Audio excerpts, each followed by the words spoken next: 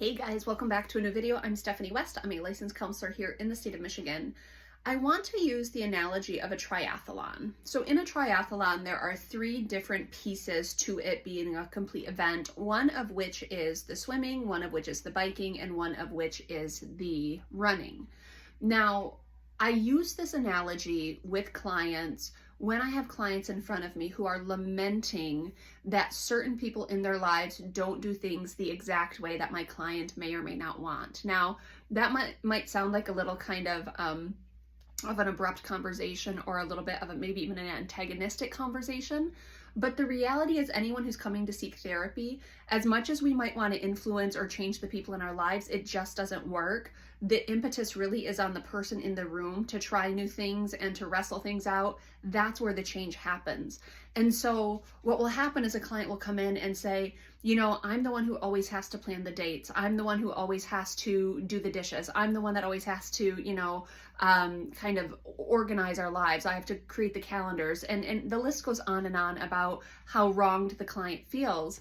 And as much as, we do talk about, hey, yes, you need a teammate, you need a partner, you need help, those types of things, we can't force that in other people's stories. What we can do is kind of work on how we think about things. And so I use the triathlon as an analogy, and I say to clients often, I say, okay, let's say you're doing a team triathlon. And so there's three of you, one of you is the swimmer, one of you is going to be the biker, and one of you is going to be the runner. Would you want the person who excels at running to have to swim that segment of the race, and then someone else does the running? If you're the avid biker, you're the proficient biker, would you decide to go run the marathon part of it? No, that wouldn't make sense. You would play to your strengths. And so I sit with clients and I lament with clients that they feel unsupported, but I also remind them that if you're the one who's capable of this in the relationship, what if we celebrate the fact that that's your gift to give? That is your talent. And I get pushback invariably, and I understand the pushback of saying, Steph, I just don't feel supported. It feels unfair. Why would someone have to live my strengths out? That would be an unfair expectation, actually. I get that we want people who come alongside of us and work with us, but managing our expectations is paramount to healthy relationships. If I am punishing someone by passive aggressiveness or frustration or anger, whatever it is, because they don't run the marathon the way I run the marathon, they don't, handle the schedule the way I handle the schedule, they don't bike the way I want them to bike, those things are so relationally distressing, when the reality is, if you're good at it, maybe managing the schedule, planning for pickups and drop-offs, maybe planning the dates, if those organically come to you, be appreciative that those are your strengths. Don't use them and weaponize them against your partner. I assure you, your partner has other strengths that they step in and handle stuff that doesn't even occur to, the client or to myself or to whomever's part of the relational dynamic. So I had I ran it out with a client where she was very much, just incensed that her husband wasn't planning dates.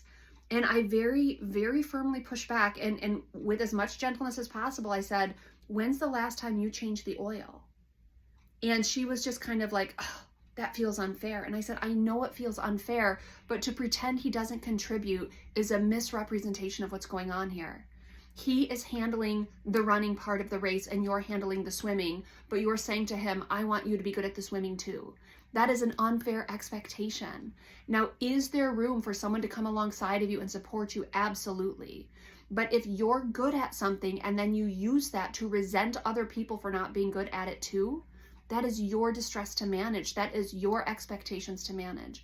And so I want to invite you into understanding, if you have a gift to give, what if you started working on giving it freely, not with resentment, not with frustration?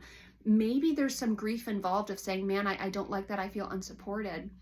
But what you need to also be taking into consideration, your gifts are your gifts to give. I'm not going to go out with friends and resent that they're not good therapists. That would be ridiculous. I'm not going to, go out with a plumber and have him resent me that I'm not good at plumbing. That would be ridiculous. Those are his gifts to give. Therapy is my gifts to give. And so I want you to consider, if you have gifts in your relationship, what about giving them freely instead of weaponizing them against your partner and saying, well, why can't they do things the same way I do? That's unfair and it's not helpful for the relationship. If you have a gift to give, consider what does it look like to give it freely. If you're the marathoner, run that race and run that race well. If you're the swimmer, swim and swim well. Don't hold it against other people that they don't do it as good as you do.